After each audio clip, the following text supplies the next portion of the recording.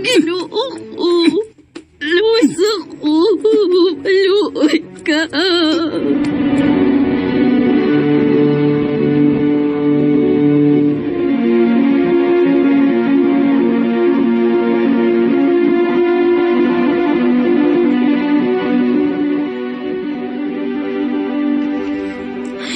Kadugay bang ni kawas ni Sir Ahmed des kwarto? Dili na ni maayo na. Duda na gyud ko ani. Paaboton gid ni nako nga muhawa siya diha. Aron ulo na ko sa kabayan.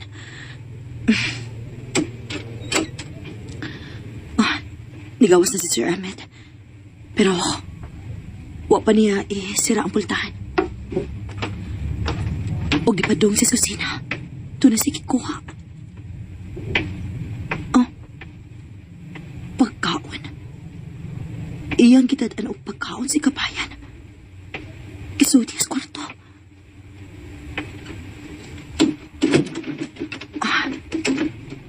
Nilakaw na siya.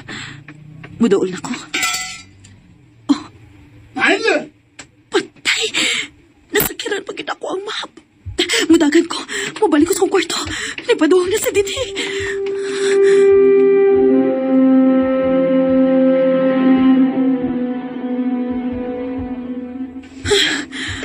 Kulpaan ako Bisag yun sa ako gamping. Natarong yun ako ang mapa. Natumpa pag yun. Mayo ka ni kay nakadagandayon ko balik din is kwarto. Bahala na ni.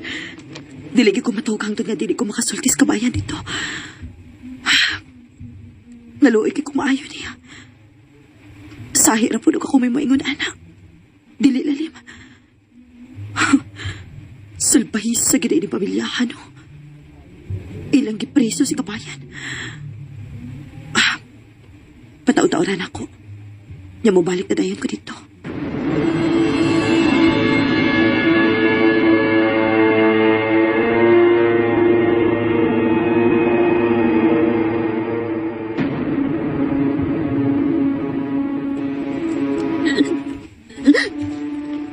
Diyos ko. Nga nung nahitabo manin ako. Nga naman. Hawaan sa intaon ko yung impernong dapit. Maluoy ka. Kabayan. Kabayan. Si Jenny ni Kabayan. Ikaw, kisinganin mo. Sandra.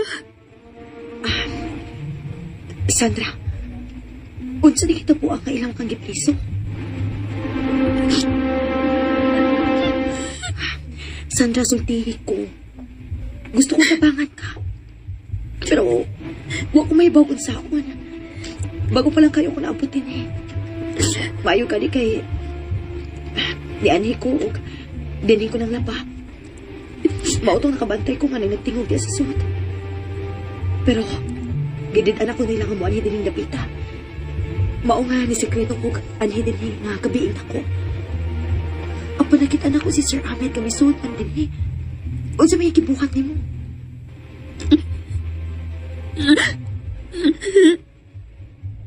Di ako pahimuslan kabayan, Sandy. Unsa?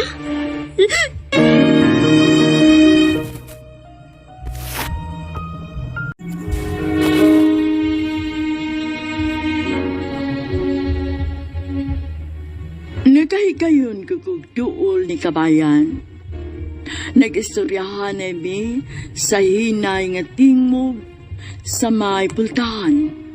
Nakurat ko sa iyang kisulti na ako na pahimuslan day siya ni Sir Ahmed matagsud ni ini sa kwarto.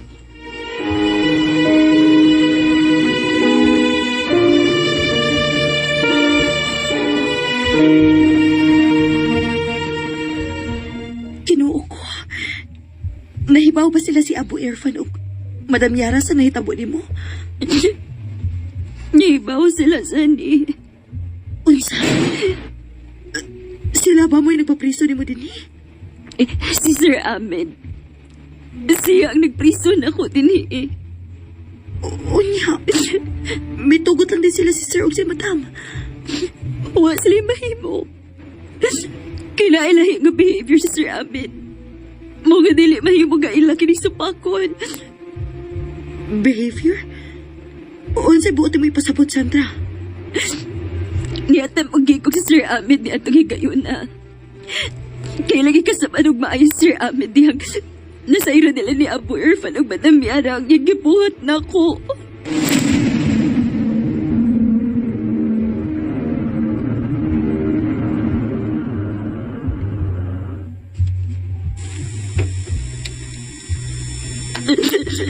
Don't do this to me, Sir Ahmed, please.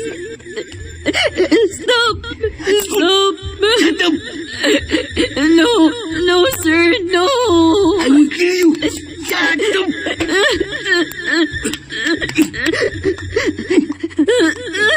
Diyos ko.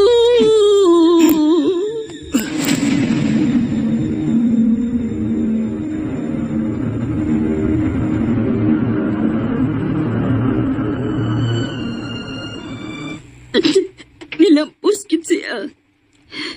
Gipayabos lang niyang higayon sa tangwang niyang ginikanan. Pero humans na hitabo.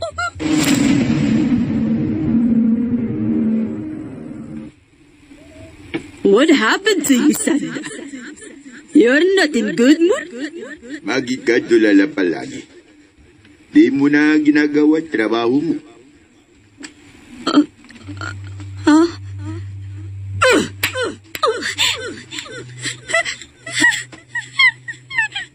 Hansen! You're not doing your job. You're always crying. Always here in your room. Why? Sagot ka, Sandra. Come! My hair, madam, please! Ang sakit sa kubok! You want me to kill you? Huh? Kill me! Okay, kill me now! Ano nangyari, Sandra? Magsalita ka.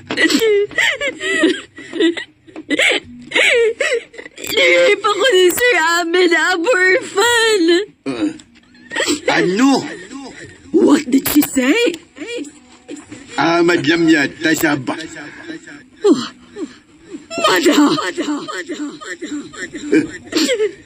He raped me! Your son raped me! Amen!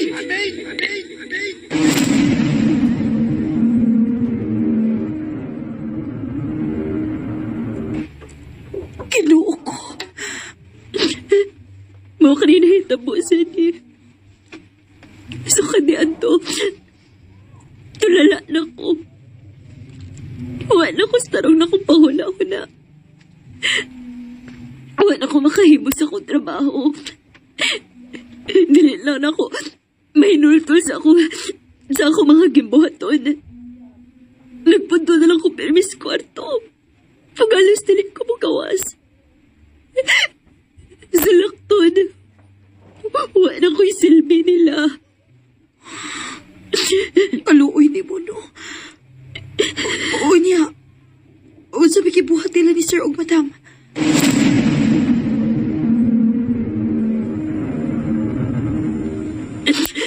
I will report to Philippine Embassy that your son raped me.